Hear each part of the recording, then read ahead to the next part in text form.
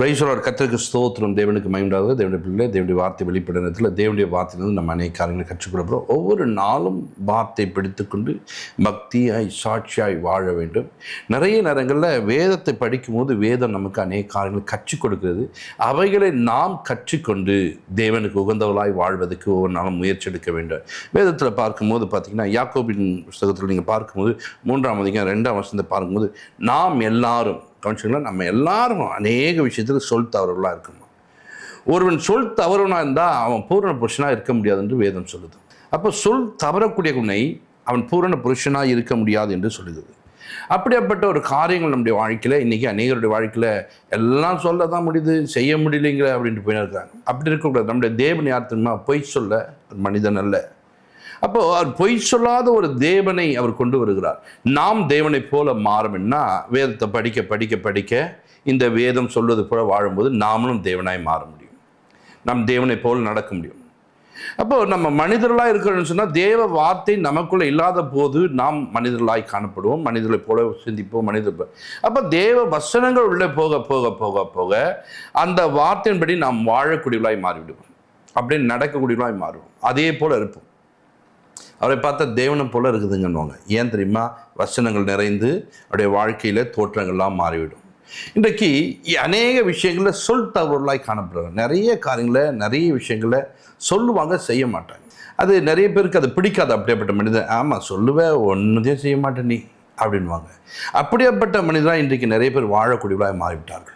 அப்படியாப்பட்ட ஒரு வாழ்க்கை உங்கள் வாழ்க்கையில் வாழாதபடிக்கு ஒவ்வொரு நாளும் நீங்கள் சொல்லக்கூடிய காரியங்களை செய்து முடிக்க தேவனிடத்தில் அன்றே எனக்கு உதவி செய்யுங்கப்பா. வேதம் சொல்லுது, சொல் தவறாதகிறவனாய் அப்படின்னு சொல்லிங்கப்பா. சொல்லு தவறாத நாய்.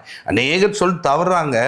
நான் சொல் தவறாமல் இருந்தால் தான்ப்பா பூரண புருஷனாக இருக்க முடியும், எனக்கு நீங்கள் உதவி செய்யுங்கன்னு சொல்லிட்டு ஒவ்வொரு நாளும் தேவனை சார்ந்து வாழ வேண்டும். வேதத்தில் நீங்கள் அநேகர் அப்படி பார்க்கலாம்.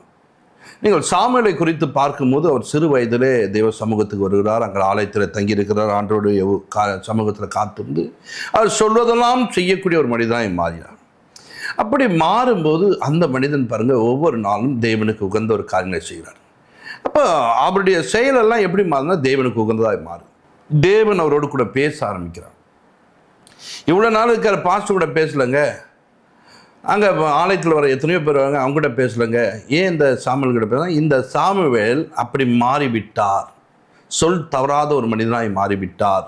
ஒவ்வொரு நாளும் தேவனுக்கு உகந்தவராய் காணப்படுகிறார். அப்படி ஒவ்வொரு நாளும் நடந்து கொள்ள பிரயாசப்படுகிறார். அதனாலே அந்த மனிதனை யாராக மாறினா சொல் தவறாதவனாய் மாறுகிறான்.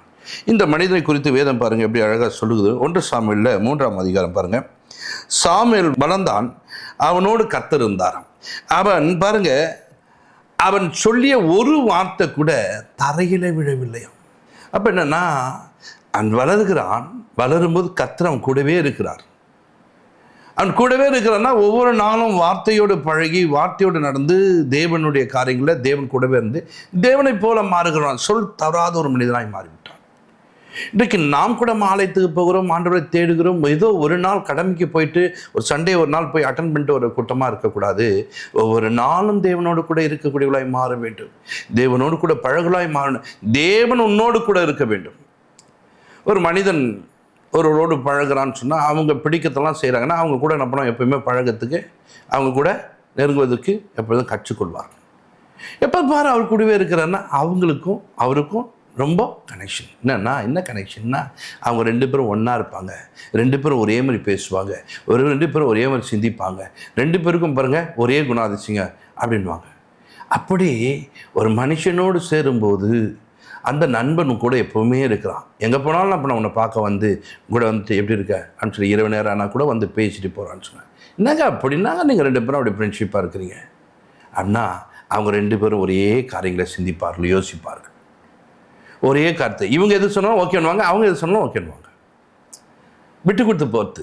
அப்போ தேவனோடு நம் பழக பழக பழக பழக பழக தேவன் வந்து என்ன பண்ணுறது, இந்த சாமுவேல் கூட இருக்க ஆரம்பிச்சிட்டார்.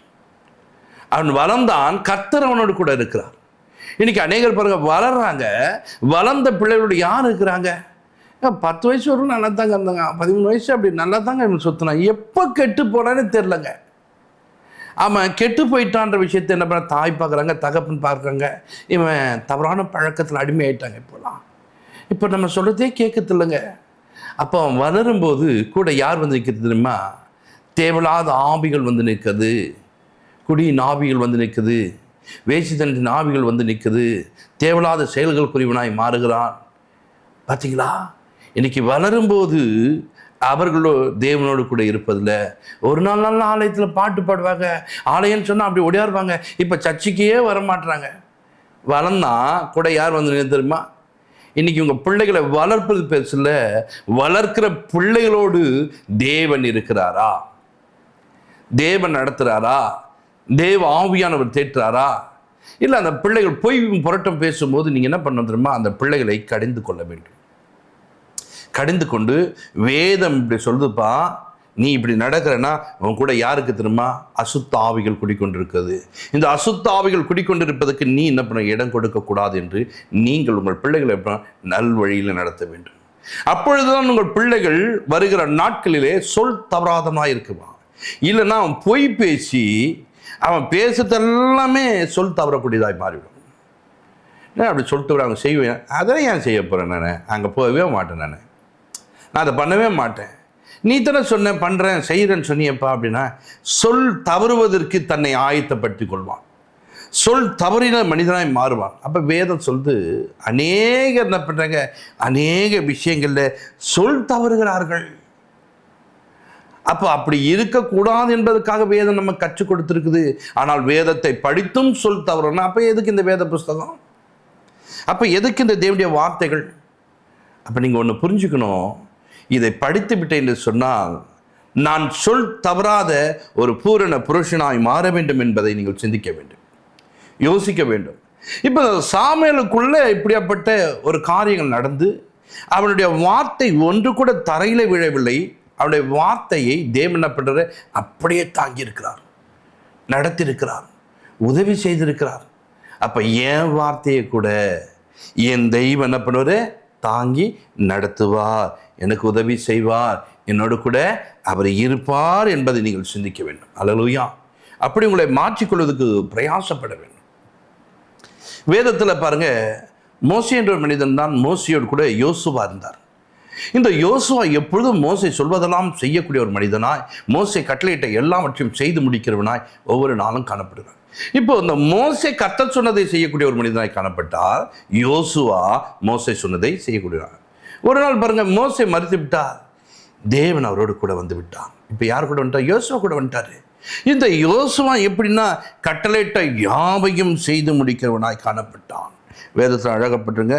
யோசுவா 11:15 நீங்கள் வாசிக்கும் போது பார்த்தீங்கன்னா, கர்த்தர் மோசேக்கு கட்டளையிட்டதெல்லாம் மோசே பாருங்க யோசுவாவுக்கு கட்டளையிட்ட யாவையும் யோசுவா அப்படியே செய்து முடித்தான். இப்போ கர்த்தர் சொன்னதை மோசே செஞ்சார், மோசே சொன்னதை யோசுவா செய்ய ஆரம்பிச்சிட்டார். அப்படியே செய்து முடிப்பார், ஒன்று கூட தவற மாட்டார். அப்படி தவறாமல் இருப்பதனாலே தான் கர்த்தர் இப்போ யார் கூட வந்து நின்றார் தெரியுமா? மோசே கூட வந்து நின்றவர் இப்போ யோசுவா கூட வந்து நிற்கிறார். யோசுவா இப்போ கர்த்தர் கூட இருக்கிற ஒரு மனிதனாய் மாறிவிட்டார். காரணம் பார்த்தீங்களா? அவர்கள் தேவன் சொல்லுகிற வாக்கை ஒன்றை கூட மீற மாட்டார்கள். காலையில் எழுந்து பைபிளை படிப்பேன், பைபிளை படிக்கும்போது கர்த்தர் உங்ககிட்ட திட்டமாக பேசுவார். நீ தான் என்ன பண்ணுவேன்? ஓகே, இப்படியெல்லாம் வாழ முடியுமா? இன்றைக்கி தான் பாரு, இப்படி செய்யலாம் பார்த்தா இப்படி நடக்குது. ஆண்டு எங்கேயும் போகக்கூடாதுன்றாரு. எப்படி இருக்க முடியும்? அவங்க நான் போடலாம் எதனா நினைப்பாங்களே, அவங்க போடலாம் நினைப்பாங்க, இவங்க போடலாம் நினைப்பாங்க, இவங்க எதை சொல்லுவாங்க, அவங்க எதை சொல்லுவாங்க. என் கூட கவனிச்சுடா, கர்த்தர் ஒருவரே நிரந்தரமாய் கூட இருக்கிறவர். மற்ற மனிதர்கள் எல்லாமே வருவாங்க, அப்புறம் போயிடுவாங்க என்னை விட்டு. ஆனால் தேவன் ஒருவர் மாத்திரமே எப்போதும் என்னோடு கூட இருக்கிறவர். தேவன் ஒருவர் மாத்திரமே என்னை தாங்கக்கூடியவர். தேவன் ஒருவர் மாத்திரமே என்னுடைய பலவீனங்கள் மத்தியிலையும் என்னுடைய குறைவுகள் மத்தியிலையும் எனக்கு உதவி செய்கிறார். மற்ற எல்லாரும் பலவீனத்தில் பார்த்துட்டு கம்முன்னு தான் போவாங்க. என்னம்மா பண்ண முடியும், கொஞ்சம் பொறுத்துக்கம்மா அப்படின்னு தான் சொல்லுவாங்க. ஆனால் தேவன் ஒருவர் தான் நான் பலி இல்லாதபடிக்கு என் பலியை மாற்றக்கூடியவராய், நான் ஏதோ காரில் குறைப்பட்டால் அந்த குறைவை மாற்றக்கூடியவராய் காணப்படுவார். இன்றைக்கு இப்படியாப்பட்ட தேவனோடு நீங்கள் இருக்க கற்றுக்கொள்ளுங்கள். அவர் சொல்லுகிற ஒவ்வொன்றையும் செய்து முடிக்கலாய் மாற வேண்டும். எல்லாவற்றையும் செய்து முடிக்கிற யோசுவாவாய் அவர் மாறிவிட்டார். எல்லாவற்றையும் செய்து முடிக்கிற சாமுவேலாக மாறிவிட்டார். அதனால தான் கர்த்தர் இவரோடு கூடந்து எல்லாவற்றையும் செய்து முடிக்கிறார். இன்றைக்கும் தேவனுடைய பிள்ளைகளே, உங்கள் வாழ்க்கையில் என்னால் எதையும் செய்ய முடியல, எனக்கு எதுவும் செய்ய தெரியல அப்படின்னு சொல்லிட்டு உட்காந்துருக்காத. நீ செய்யக்கூடியவனாய் கர்த்தர் உன்னை பார்த்திருக்கிறார். நீ செய்யக்கூடிய மகளாய் கர்த்தர் உன்னை பார்த்து தான் உன்னை அவர் ரட்சித்திருக்கிறார். உனக்கு அவர் உதவி செய்திருக்கிறார். உன்னை அவர் தேடி வந்திருக்கிறார். ஆனால் நீ ரட்சிக்கப்பட்டிருக்கிற, கவனிங்க, தேவனுடைய பிள்ளையாக இருக்கிற, ஞானஸ்தானம் எடுத்து விட்ட உலக மனிதர்கள் சொல்வது போலவே என்னால் செய்ய முடியல, அப்படி வாழ முடியலன்னு உன்னை பிரித்து எடுத்தாரே. தாயின் கருவிலை உருவாக முன்னே உன்னை முன்னிருந்து உன்னை தனியாய் பிரித்தெடுத்து எதற்காக? இந்த பிள்ளை எனக்காக வாழும், எனக்காக ஜீவிக்கும், என்னுடைய காரியங்களை செய்து முடிக்கும் என்று தேவன் ஒரு திட்டம் வைத்திருந்தாரே. அந்த திட்டத்தை நீங்கள் செய்து முடிக்கத்தக்கதாய் உங்களை நீங்கள் மாற்றிக்கொள்ள வேண்டும். எல்லா மனிதர்களைப் போல நீ என்ன பண்ணக்கூடாது? புலம்பிக் கொண்டு எல்லா மனிதர்கள் போல அழுது கொண்டு என்னால் செய்ய முடியல, நானும் செய்யணும் தான் ஆசைப்படுறேன், ஆசைப்பட்டேன்னா என்ன பண்ணும்? ஆசைப்பட்டான்னு சொன்னால் ஒரு பொண்ணை அடையணும்னு சொன்னால் அந்த பொண்ணு பின்னாடியே போவான். இரவு பகலும் என்ன பண்ணுவோம்? அதை குறித்து சிந்தை அப்படியே போயிட்டோம்னா அந்த பொண்ணை அடைஞ்சிடும். ஆசைப்பட்டவங்க அதை அடைய முடியும். உண்மையானுமே நீங்கள் தேவனுடைய வாசனத்தை நிறைவேற்ற வேண்டும் நீங்கள் ஆசைப்படுகிறீர்கள் சொன்னால் அதை செய்து முடிக்கிற மனிதனாய் மாறி இருப்பீங்களே. இப்போ செய்வதற்கு நீங்கள் எந்த முயற்சியும் எடுப்பதில்லை,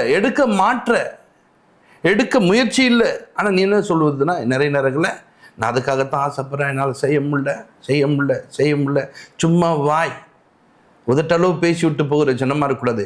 நீங்கள் தேவனுக்கு பிரியமாய் மாற வேண்டும், செய்து முடிக்கிற ஒரு ஜனமாய் மாற வேண்டும். அவருக்கு எல்லா சூழ்நிலையும் எல்லா நெருக்கத்திலும் தேவனுடைய காரியங்களை செய்து முடிக்கிற ஒரு மனிதனாய் காணப்பட்டார், செய்து முடித்தார். இன்றைக்கு நாம் அப்படி செய்வதற்கு முயற்சி எடுக்க வேண்டும். தாவீது பாருங்க, சிறு வயதிலிருந்து தேவனுக்கு உகந்த ஒரு காரியங்களை செய்வதற்கு பிரயாசப்படுகிறார், செய்து முடிக்கிற ஒரு மனிதனாய் மாறினார். அவர் செய்வதற்கு ஒவ்வொரு நாளும் ஆசைப்படுகிறார். இப்படி பிரயாசப்பட்டு அந்த மனிதன் ஒவ்வொரு காரியங்களும் செய்து கொண்டிருக்கிற நேரத்தில் நிறைய நேரத்தில் பிரச்சனைகள் வருகிறது, போராட்டங்கள் வருது, நிந்தை வருது, அவமானம் வருது. போங்க, நாங்கள் இவ்வளோ உண்மையாக இருந்தது, இப்படி தான் இருக்குது. அப்போ சந்தர்ப்பங்கள் நிறைய காரியங்கள் அமைந்தாலும் சவுல் பாருங்க கொல்லும்படிக்கு வரான். சவுலை கொள்வதற்கு இவர் என்ன பண்ண முயற்சி எடுக்கவே இல்லை. ஏன்னா ஒரு அபிஷேகம் பண்ணப்பட்ட ஒரு மனுஷன், கர்த்தர் தெரிந்து கொள்ளப்பட்ட பாத்திரம் சொல்லிட்டு அவர் ஒரு காரியங்களை தேவன் சொல்லும் போது அதை சரியாய் செய்யக்கூடியவராக இருக்கிறார். சவுலுக்கு உதவியாக ஒன்றா இருந்தா கண்டி சவுலை எப்போவுமே என்ன பண்ணல, அவர் வெறுக்கணும்னு ஆசைப்படல. ஏன் தெரியுமா? அவர் எப்பொழுதும் தேவனுக்கு உகந்தவராய் சொல் தவறாதவராய் வாழ்ந்தார் முன்னாட்களிலே. அப்படி வாழும்போது தான் அவர் சொல்ல சவுல் அவரை பார்த்து பேசுறாரு.